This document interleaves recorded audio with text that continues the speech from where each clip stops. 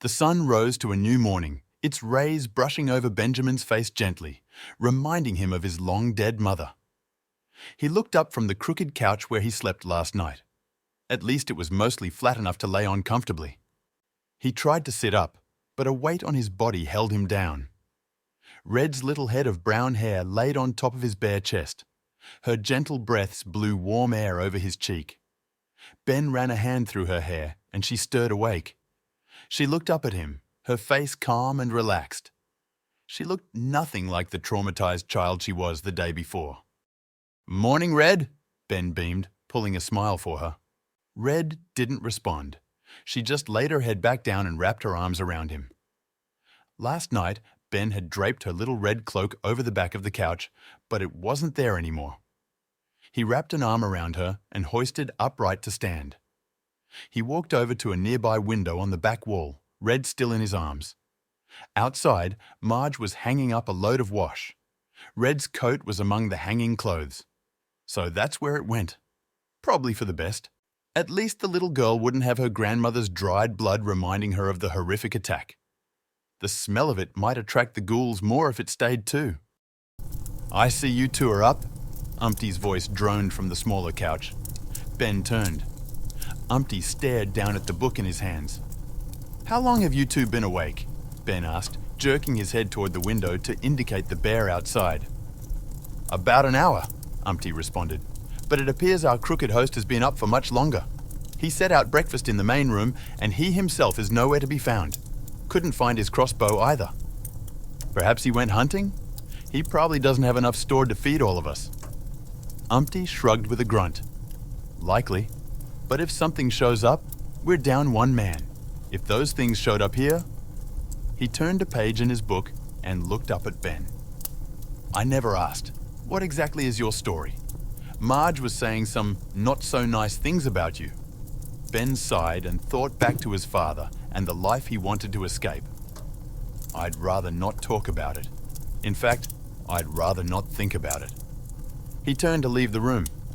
"Ben, I don't think hiding things from each other is the right way to go. If we're going to trust each other, we need to know everything." Ben flinched. Umpty was right. He should tell them all. He sighed and decided to tell him the truth. Ben's father was a hardcore criminal, a truly ruthless wolf who didn't take any shit and relished making others' lives miserable. If he didn't get what he wanted, he'd not let up until it was his. He raised Ben to be just like him, as if he was expecting some kind of legacy out of his progeny. He wanted Ben to be as big and bad as himself, if not worse. If he didn't do anything bad, Ben would receive the worst punishments his father could imagine. He'd get locked in a closet for hours, or get swiped with his dad's claws. One time he even smashed the boy's hand with a meat mallet. Ben hated him. Whenever he went out and did those delinquent acts, it was half trying to make his father happy and half burning off stress. His heart was full of hatred, and he needed an outlet. He wouldn't dare direct this aggression toward the old wolf's face. There was no telling what his father would do to him. What Ben really wanted to do was send his father kicking and screaming down a deep river. Then he'd finally be free. Free to live his life and be a better wolf, someone people could turn to if they needed an extra set of hands. Ben wasn't a bad wolf. His father didn't let him be anything else. "That's quite the story," Umpty said. "Might even give this one a run for its money." He raised the book he was reading and smirked. Ben chuckled. "Yeah, but I doubt it'd make for a bestseller. Who'd believe a father could be that cruel?" He paused to think carefully about his next words. "Especially after the things my hate made me do." "Hate is a very unhealthy thing," Marge cooed from the doorway. "It makes us do things we know we shouldn't." Ben sighed. "I'm not a child, Marge. I know right from wrong." "Your father is that old wolf who lives in the Pale Forest Pass, right?" He just nodded and leaned his cheek against Red's hair. "I heard rumors you two might be related." She lost her smile as she continued. "I've had the misfortune of meeting him. He actually thought the world was his oyster, and everything would be his one day. Thank goodness my husband was with me then." The next words got stuck in her throat and she dropped her head.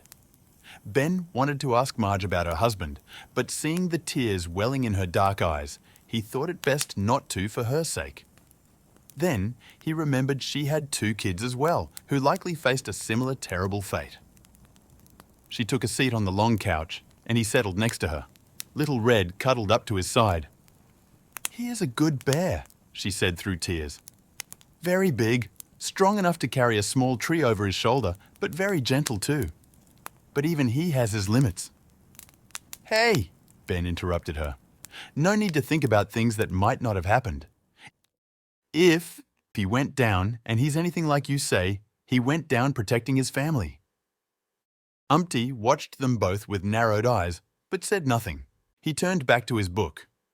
Ben's ears twitched at the sound of a crooked wagon coming up outside. "Sounds like Ernest back," he announced. "What do you say we give him a warm greeting?" He stepped out of the crooked cabin, with Red holding his hand and Marge close behind. Ernest approached up the path leading to the stoop, his crossbow in one hand and the handlebar of his wagon in the other. A pair of large deer lay in the wagon. A silver-bearded dwarf swayed on the bench seat and yelled out complaints and profanities mixed with what sounded like half-drunken nonsense. "Did you find another survivor?" Ben called out to their towering host. "Something like that," Ernest replied. He turned to face the passenger. "Hey, we're here!" The small, broad figure leapt out of the cart and landed on the dirt with a thump. The thick beard adorned his face below a large red nose, hiding his mouth and nearly reaching his belt. His hair stuck up in all directions. In one hand, he clutched a large, gleaming miner's hammer. "About ruddy time!" the small man shouted. "That damn wagon couldn't be shakier if the wheels were covered in tunneling sticks. That'd be dynamite, you know." His heavy accent swung aggression around like a farmer swings a scythe.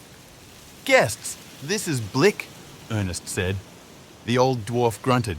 "Aye, and don't you be forgetting it. Like them tunneling sticks, I have a short fuse." He gave one loud laugh and walked toward the house. "There don't be much I take a liking to. Don't be expecting an exception just because there's a horde of whatever the hell those things are. Don't really care anyway." Ben immediately took a dislike to the dwarf as he shoved past him and Marge to enter the cabin. He turned to Ernest. "Couldn't you leave him where you found him?" he said, half joking. "The more the merrier, Ben," Ernest stated. "More survivors banded together means better chances. Just don't do anything to make him angry." "Make him angry?" Ernest excused himself and stepped inside, leaving Ben and Marge to exchange glances with each other. "Well, our survival just got a little more exciting," Ben joked, rolling his eyes. "I don't think it's a good idea to have that Blick character around Red," Marge said, not an ounce of nonsense anywhere. "She's a child, and he's swearing like a sailor."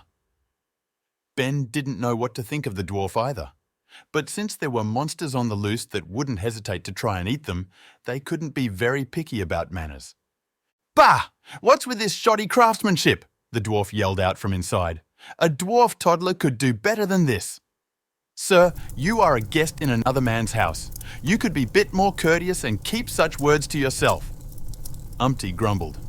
"Besides, you clearly don't understand the trouble this man's going through." "Oh, it seems we got a proper fellow here. From the smoothness of your knuckles, I'd say you only know what's in them books there." "See here, you sad excuse of facial hygiene," Umpty shouted at him as Ben and Marge entered the room. "Sad? Ye want sad? Speak to my brother Quee," Blick grunted behind his beard. "Poor sap can't do anything without shedding a tear or two. But that's beside the point. Men like you probably never seen a day's worth of good hard work in your life." "My work consists of protecting His Majesty and the rest of the royal family from anything that would do them harm." "Fat load of good you did then. You're here, while he's off in his castle getting hounded by those things. Or maybe he already is one." "Both of you shut up," Ben howled with a force that shook the room. "What does it matter now? We are possibly the only people in the land who haven't been turned into ghouls. And instead of helping us all survive, you two decide to argue the second you meet." He paused to catch his breath. "What is wrong with you two?" Silence dominated the air. The only sounds were the wind pulling at the trees and laundry outside and the crackle of the dying fire. "Bloody hell, lad," Blick eventually broke the silence. "And folks say I get loud when I'm mad." Ben ran a hand over his head and recollected himself. "Let's just try to focus our stress on important matters like arming ourselves in case any ghouls show up here." "Aye, I've got a top-grade weapon right here." Blick held up his hammerpick proudly. "And I can make more like it with the right materials." "We need ranged weapons, dwarf," Umpty scolded. "We can't risk any ghouls getting too close to us or else we become one of them." Blick paused and looked at Ben as is to ask if that were true. Ben didn't actually know for sure, so he just nodded, accepting what Umpty said was correct. "Well then, I could still make something useful. A crossbow, perhaps. One considerably straighter than that mess this tall fella is using." He gestured to the crossbow Ernest held. "Maybe a spear could work. They're a lot simpler, but they don't let things get so close." The angry dwarf's voice had calmed some, but he still sounded like a grouch. Umpty sat back down with his arms by his side, book in one hand. "That could be a decent backup in case we need it," he said, sounding defeated. "I can't believe I just agreed with a dwarf." "What do you have against dwarfs?" Ben asked him. Umpty put a hand over the bandages covering his head. "Well, there's nothing wrong with dwarfs as a whole, but their mannerisms are generally barbaric at best." "I ain't gonna fight that," Blick commented. "Most dwarfs are like me. We don't take nothing from no one. But there are nice fellas among us. Pity you lot didn't get one of them." He laughed deeply, his mouth opening so wide it was nearly visible through his beard. Umpty just huffed and went back to reading his book. "Just don't do anything we'll regret," he groaned. Blick huffed and stomped out of the room and through the back door. Ben turned to Ernest. "Would he even be able to make anything here? I've heard that dwarfs are excellent metalworkers, but wouldn't he need a forge?" Ernest waved toward the backyard. "I own a simple fire pit and an anvil that he can use. Anything he makes would likely be crude at best, but it would be better than nothing at all." He followed Blick. "At least," he turned back from the door, "it's not going to be crooked like anything I make." He chuckled and continued into the yard. Marge's lips twitched into a slight smile. "I still disapprove of Blick's demeanor, but at least he's handy."